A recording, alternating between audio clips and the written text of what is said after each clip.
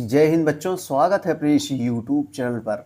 आज के इस वीडियो में एक बार फिर से हम कक्षा 12 के विद्यार्थियों के लिए समाज शास्त्र के महत्वपूर्ण अतिलघुत्तरीय प्रश्न लेकर आए, जो परीक्षा दी से वेरी इंपॉर्टेंट रहेगा, जो लगातार कई वर्षों परीक्षाओं पूछा जा रहा है। तो चलिए आइए देखते हैं बच्चों। पहला क्वेश्चन है कि समुदाय से क्या आशय है, समुदाय से आप क्या समझते हैं। दो मॉडल से पूछ सकता है, या तो पूछेगा समुदाय से क्या आशय है अथवा समुदाय से आप क्या समझते हैं। दोनों एक ही चीज़ें हैं। समुदाय क्या से क्या आशय है, समुदाय से आप क्या समझते हैं। देखो लगातार कई वर्षों से परीक्षाओं में जो है पूछा जा रहा है। आइए इसको उत्तर हम लोग देखेंगे बच्चों। देखो बहुत सरला है। जब कभी किसी छोटे बड़े समूह के सदस्य इस प्रकार साथ साथ रहते हैं कि उनका साथ रहना किसी विशेष प्रयोजन या स्वार्थ से न होकर सामान्य जीवन के कारण होता है, तो ऐसे समूह को जो है हम समुदाय कहते हैं। ठीक है भैया। आगे अगला क्वेश्चन देखेंगे। आइए दो क्वेश्चन और लेते हैं। समाज को परिभाषित कीजिए। देखो ये भी पूछा गया परीक्षाओं में, समाज को परिभाषित कीजिए। तो चलिए, एक समाजशास्त्री है पार्सन्स के अनुसार, किसके अनुसार, पार्सन्स के अनुसार बच्चों, समाज को उन मानवीय संबंधों की जटिलता के रूप में परिभाषित किया जा सकता है जो साधन और साध्य के रूप में की गई क्रिया के फलस्वरूप उत्पन्न होते हैं, चाहे वे यथार्थ हों या केवल प्रतीकात्मक हों। नागरिक समाज से क्या तात्पर्य है। अगला क्वेश्चन है कि नागरिक समाज से जो है क्या तात्पर्य है। चलिए इसका उत्तर हम लोग देखते हैं। देखो बच्चों, नागरिक समाज का तात्पर्य सरकार तथा व्यवसायिक संगठनों से इतर ऐसे सामाजिक संगठनों से है जो स्वेच्छा तथा सामाजिक कल्याण की भावना से जनता की सेवा करते हैं, जैसे गैर सरकारी संगठन, उपभोक्ता संगठन, पर्यावरणीय समूह जो है आदि।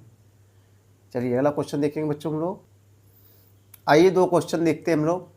2011 की जनगणना के अनुसार भारत की नगरीय और ग्रामीण जनसंख्या कितनी है। 2011 की जनगणना के अनुसार भारत की नगरीय और ग्रामीण जनसंख्या कितनी है।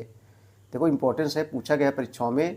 2011 की जनगणना के अनुसार 68.8% जनसंख्या गाँवों में और 31.2% जनसंख्या नगरों में रहती है। अगला क्वेश्चन लगातार 4 वर्षों में पूछा जा रहा है।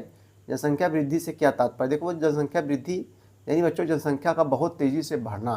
जनसंख्या का बहुत तेज़ी से बढ़ना ही क्या कहलाता है, जनसंख्या वृद्धि कहलाता है। तो जनसंख्या वृद्धि से क्या तात्पर्य है, तो किसी राज्य अथवा देश में किसी निश्चित काल जैसे कि 6 महीने, 1 वर्ष या 10 वर्ष में होने वाले व्यक्तियों की संख्या में वृद्धि को जनसंख्या वृद्धि कहते हैं। भारत में जनसंख्या वृद्धि का पता लगाने के लिए प्रत्येक 10 वर्ष में जनगणना कराई जाती है। कितने वर्षों बाद बच्चों, 10 वर्षों बाद जनगणना कराई जाती है।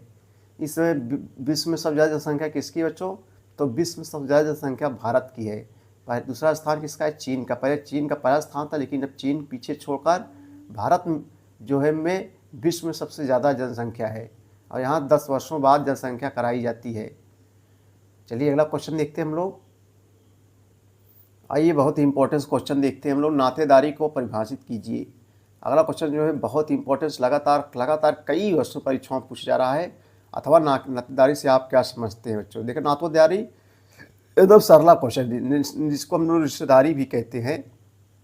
तो आप लोग समझ गए होंगे रिश्तेदारी क्या है। देखो सामाजिक रूप से मान्यता प्राप्त ऐसे संबंधों को नातेदारी या स्वजनता कहा जाता है, जो रक्त विवाह अथवा दत्तकता पर जो है आधारित होते हैं। नातेदारी के प्रमुख प्रकार जो है लिखिए।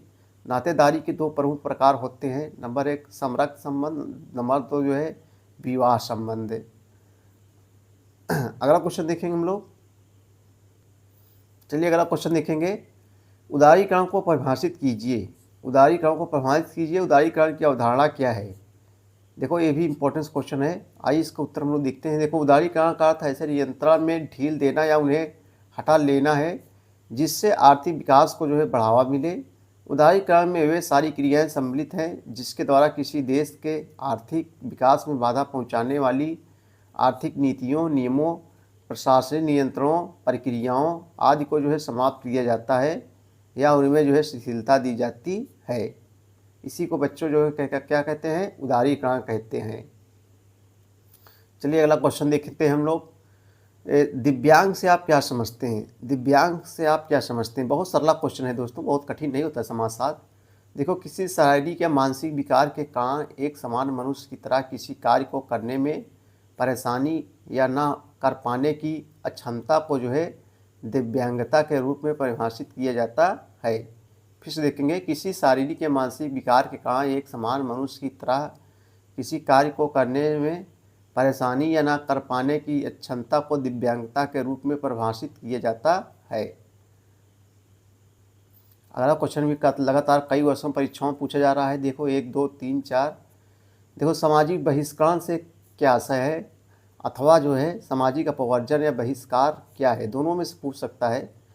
तो ऐसा तौर तरीका जिनके माध्यम से किसी व्यक्ति या समूह को समाज में पूरी तरह घुलने मिलने से रोका जाता है सामाजिक बहिष्कार कहलाता है, यही समाज से बाहर कर दिया जाता है। ऐसा तौर तरीका जिनके माध्यम किसी व्यक्ति या समूह को समाज में पूरी तरह घुलने मिलने से क्या किया रोक दिया जाता है और सामाजिक बहिष्करण कहलाता है, यानी समाज से बाहर कर दिया जाता है। चलिए बच्चों अगला क्वेश्चन देखते हैं हम लोग। वर्ग से आप क्या समझते हैं? अगला क्वेश्चन देखेंगे। ये भी क्वेश्चन पूछा जाता है परीक्षाओं में, हर वर्ष परीक्षाओं में पूछा जाता है, वर्ग से आप क्या समझते हैं? तो सामाजिक वर्ग का तात्पर्य उन व्यक्तियों के समूह से होता है जिसकी किसी समाज में स्थिति होती है।